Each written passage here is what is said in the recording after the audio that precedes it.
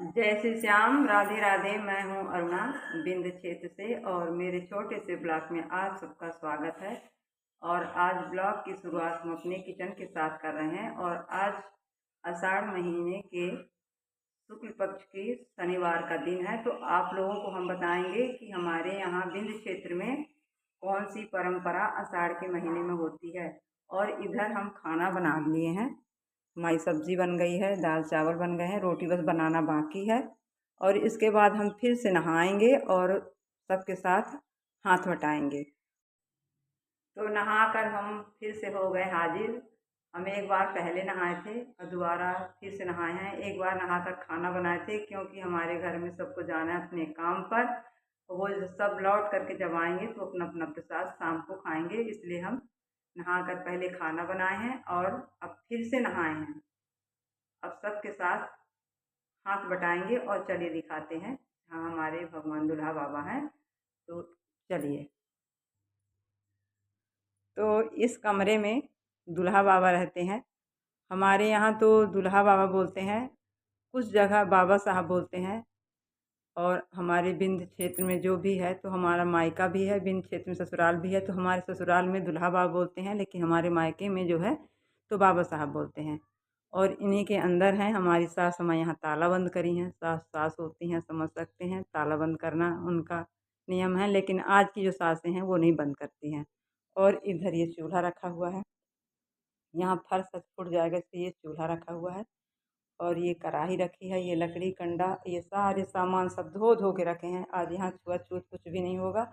बड़े सावधानी से दुल्हा बाबा का प्रसाद बनता है। तो ये देखिए, हमारे बिंद क्षेत्र में हर घर घर में आषाढ़ के शुक्ल पक्ष के शनिवार के दिन पुजाई होती है, बाबा साहब की पुजाई होती है। हमारे बिंद क्षेत्र में ये ऐसा कोई घर नहीं है कि जहाँ बाबा साहब की पुजाई ना होती हो।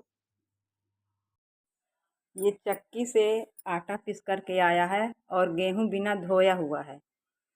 यहाँ जो बाबा को प्रसाद बनता है तो बिना धोया हुआ गेहूं का बनता है। तो ये पहले घर घर में जतवा में पीसा जाता था, लेकिन अब लोग चक्की में पीसने लगे हैं। तो हमारी सास जो है तो चक्की से पिसवा करके लाई हैं। और इधर कूट के रखे हैं गुड़ और मरीच, तो उसमें मिला करके हाथ से पोकर बनाएंगी प्रसाद। और तो अब हम तीसरी बार नहा करके फिर से आ गए हैं। एक बार हम सुबह नहाए, दोबारा नहाए, पूजा किए और जूठी थाली छू देने के कारण तीसरी बार हम सिर से फिर नहा के आए। ये हमारे सास का आदेश था। और चलिए दिखाते हैं आगे। और ये हैं दुल्हा बाबा। हमारे बिंद क्षेत्र में हर घरों में पूजे जाते हैं ये दुल्हा बाबा।